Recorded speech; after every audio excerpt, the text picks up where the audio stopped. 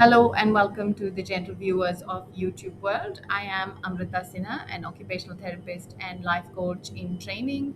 This is my day 12 of check-in for 75 Soft. If this is the first time I've popped on your feed, a bit of orientation.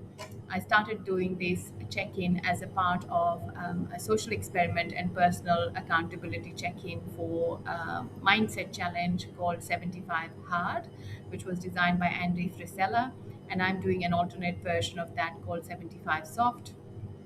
And this was inspired by and really driven by my more recent challenges with trying to get on top of being more healthy and having healthier routines and approaches to life, particularly when it came to um, relying on alcohol and food in managing emotions and stress in my life more recently.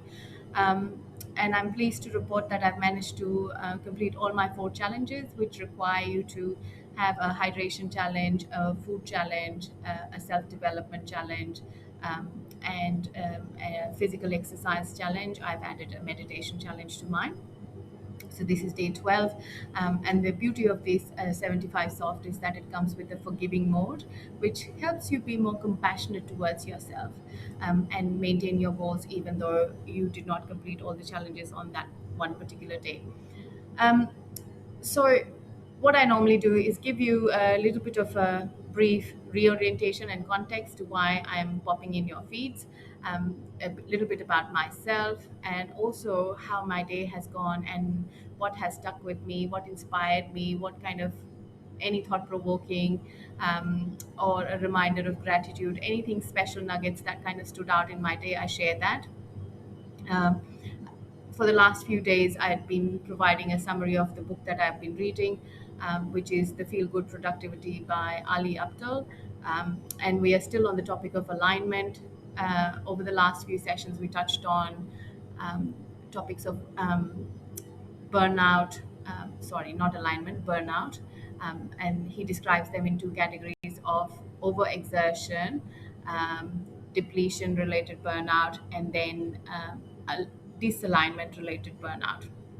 And today I'm still in that chapter of alignment and looking at values defining your actions and being the real motivators and drivers of anything that you do in life.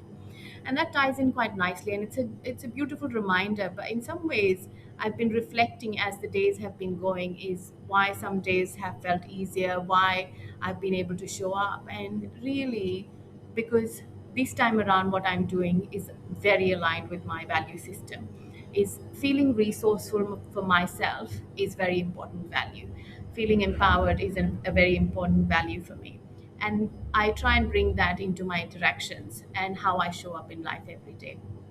And this whole attempt has been underlined and anchored in that strong value, and that's why I think I'm able to show up, and I feel really happy and proud that I've managed to continue this for the last 12 days now.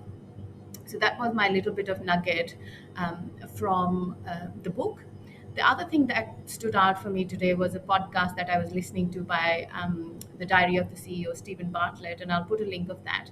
And that was specifically about alcohol. And I'd read a few times and I'd heard a few times that alcohol directly kind of impacts your brain cells. And it's just a reminder again that there is no safe alcohol drinking limits. Having said that, they don't say you can never not drink alcohol or not do it, because at the end of the day, it's your choice. But it is just a reminder that all the kind of research and evidence that says 2 glasses of wine is good for you, or cider helps with this, or all different kind of analogies um, are reflection of flawed studies, and the research is very clear that alcohol damages the brain cell, and that you can drink alcohol as low risk alcohol, which is your 14 units a week limit, but we never really kind of stick to that limit, and why we should not be doing binge drinking. So I'll put that podcast, and it was a sobering reminder in some ways, and I'm pleased that I've tried to make the effort. for myself. And if this lands for you, um, please like and subscribe, and give me some reaction and engage with me. The other thing that I found really helpful was I've been trialing ETCH, which is the ETCH every time choose health sparkling flavored water. Um, my first kind of review of it was a bit undecided. I was unsure about the flavoring and the taste. It is still, I feel, an acquired taste, but it definitely gives you that little bit of tipsy feeling that you look from having alcohol. And once it's poured into a nice glass of wine, it kind of really does the trick. And it comes with in a lot of different flavors. Some are easier on the palate than others, and I think the difference is more I like sweeter things, and that's why I would kind of go for sweeter wines and cocktails. And it has got no sugar in it, and you don't have any kind of hangover, but you still kind of feel that sense of having a bubbly and getting that light tipsy. I've been trying it for 3 days now, and I thought that it is a bit of placebo, but I swapped for one day just taking flavored sparkling water and ginger ale, and it doesn't do the same trick. There's something in these drinks that does give you that little bit of heady feeling, which is quite nice, just relaxing, and you know that it's not bad for you. It doesn't have any alcohol. And please don't get me wrong. I'm not preaching anybody or to anybody. I've been in this boat, and I don't know how long I'm going to continue, but it feels like the right path for me, and I feel better in myself for not drinking alcohol and being able to be in a place where I can enjoy my days, my times without needing alcohol, and I can relax and unwind without needing alcohol. Um, so that's everything from me for today.